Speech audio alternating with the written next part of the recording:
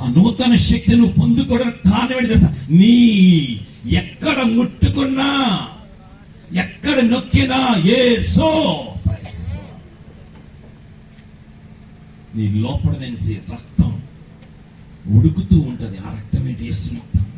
ఆ యేసు రక్తం నీలో ఉన్నప్పుడు నీవు కదిలించబడతావు, నీతో పాటున్న సమూహము కూడా కదిలించబడతాది. నిన్ను అభిషేకముతో నింపుతుంటాడు. ఎప్పుడు నీ నుండి ఎప్పుడు నూతన శక్తి బయటికి వెల్లడుతుంటది. Praise the lord. రాత్రి అంతా సంబడి, రాత్రి అంతా మీటింగ్ అయిపోయి ఇంటికి పడుకున్న తర్వాత మళ్ళా ఉదయం మళ్ళా దేవుడు నూతనంగా నిన్ను జనరేట్ చేసి నిన్ను బలముతో వాడుకుంటాడు. దేవుని స్తోత్రం. ఈ రోజు నా సేవకుల్లో ఏమి లేదు తెలుసా? అభిషేకం లేదు, దర్శనం లేదు, దర్శనం లేదు. దర్శనం లేకుండానే సేవలోకి వచ్చిన వాళ్ళు ఉన్నారు, అభిషేకం లేకుండానే సేవలోకి వచ్చిన వారు ఉన్నారు, వాక్యం తెలియకుండానే దేవుని యొక్క సేవలోకి వచ్చినారు. వాక్యమే తెలిస్తే సేవ చేయడం.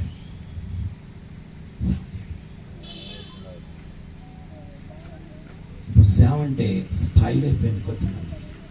నేను సేవ చేస్తే ఇప్పుడు నేను ఒక హీరోని అయిపోతాను. అప్పుడు తోటరాజు గారు నన్ను ఏమంటారంటే, పాస్టర్ గారు నమస్కారం అంటారు. నమస్కారం. రేపు పొద్దున్నే ఉంటుందా ఫ్రై కదా? ఉంటుందా? మరి ఆ విషయం ఎవరికైనా తెలుసా? అది పక్కన పెట్టేస్తాను. రేపు పొద్దున్న ఫ్రై ఉంటుంది.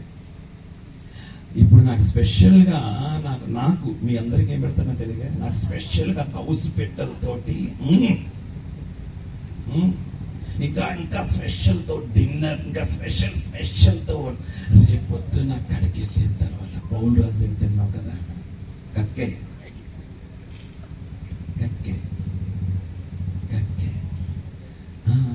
ఏం చెప్పావు? సన్యాసి అనకూడదు, సన్నాసి.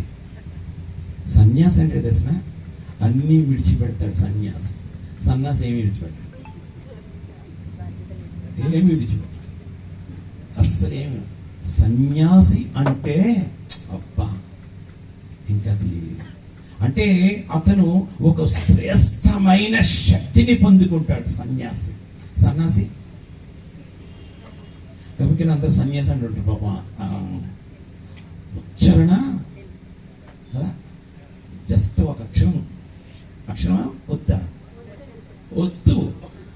నేను పూర్వం మాస్టర్ గారు నేను కామర్స్ చెప్తుంటాను. మాస్టర్ గారిని కూడా కాదు, అంటే యాక్చువల్గా మాస్టర్ని. నన్ను దేవుడి కృపలో బట్టి ఇంటర్మీడియట్ వాళ్ళకి ఎకనామిక్స్ కామర్స్ టీచ్ చేస్తామండి. నా దగ్గరికి ఎవరైనా స్టూడెంట్ వచ్చాడంటే పాస్ అయిపోవాలి అంతే. ఆడికి నాలుగు టిప్పులు చెప్పండి. 4 టిప్పులు నేర్చుకున్నాడా? ఆ 4 టిప్పులు నేర్పించడానికి నెల 15 రోజుల కోర్సు. 6 రోజుల్లో అంటే 86, 87, 88, 89, 90, 91 ఆ రేంజ్లో ఉన్నప్పుడు నా దగ్గర రావాలంటే 1000 రూపాయలు కట్టాలి. 91లోనే దేవుడు కృపను పెట్టి మార్తి 800 కార్ కొనుక్కొని రాజమండ్రి అంతా తిరిగేస్తున్నాను. దేవుడి స్తోత్రం. ఎప్పుడు 90. ఇప్పుడు మీరు 91 గురించి ఆలోచించండి. ఎలాగున్నాం మనం? ఎలాగున్నాం? 91 నేను పొట్టలేదని అంటాం. అప్పుడే దేవుడు నన్ను ఆశీర్వదించాడు. అప్పుడే 100 రూపాయలకి కింద పడిపోతే వెనకాల వచ్చి మాస్టర్ గారు డబ్బులు పడిపోయినాయి అని చెప్తే తెలిసింది. అంటే 100 రూపాయల కాయింతానికి కూడా ఆ రోజుల్లో 100 రూపాయలు అంటే చాలా తక్కువ, ఎక్కువ. ఎందుకున్నాను తెస్తా? నా కూతురికి అప్పుడు 4వ సంవత్సరం వయసు వచ్చింది. డాడీ కారు కొనుక్కుంటా 91. వెంటనే కారు కొనుక్కొని ఇచ్చేసాము. ఇంటికి తీసుకొచ్చిన నా మిస్సెస్ కూడా టీచర్, ఇప్పుడు రిటైర్డ్ అయ్యారు LFHMగా. కారు తీసుకొచ్చి హాల్ కొడుతున్నాను. ఎవరో మాస్టర్ గారు వచ్చి అంటే నా గురించి వచ్చారేమని చెప్పి మాస్టర్ గారు బయటికి వెళ్ళారంట. నేను కారు పెట్టి మాస్టర్ గారు వచ్చారు. ఇది అంటున్నారు. నాకు కార్ డ్రైవింగ్ కాదు అసలు, కానీ కారు కొనుక్కున్నప్పుడు డ్రైవర్ని తీసుకుని వెళ్ళాను. మా దగ్గర గవర్నమెంట్ హాస్పిటల్ దగ్గర పెద్ద గ్రౌండ్ ఉంటుంది. ఆ గ్రౌండ్లో 4-5 రౌండ్లు తిప్పాడు. 6 రౌండ్కి ఏమన్నా తెలుసా, నేను డ్రైవ్ చేసే కళ్ళాను సార్ అన్నాడు. ఏం కదా నేర్చుకున్నాను, డ్రైవ్ చేస్తే నేను ఇంటికి తీసుకొస్తాను. నా భార్య వేసే ఫస్ట్ ప్రశ్న ఏంటంటే, మనం కారు పెట్టుకోవడానికి ఏం లేదు, ఎందుకు కొనిస్తారు, పార్కింగ్ లేదు కదా, రోడ్డు మీద మన ఇల్లు, పార్కింగ్ లేదు. అప్పుడు ఆలోచించాను, కానీ పాప కొనమంది కొనిసి వచ్చాను. దేవుని స్తోత్రం. దేవుడు ఆశీర్వదించాడు, దేవుడు దీవించాడు. ఆ దీవెన ఇప్పటికీ ఉంది. దేవుని స్తోత్రం. ఎందుకు దీవించాడు అంటే, ఆ రోజులోనే నాకు మంట ఉంది, ఆ రోజులోనే నాకు ఆసక్తి ఉంది.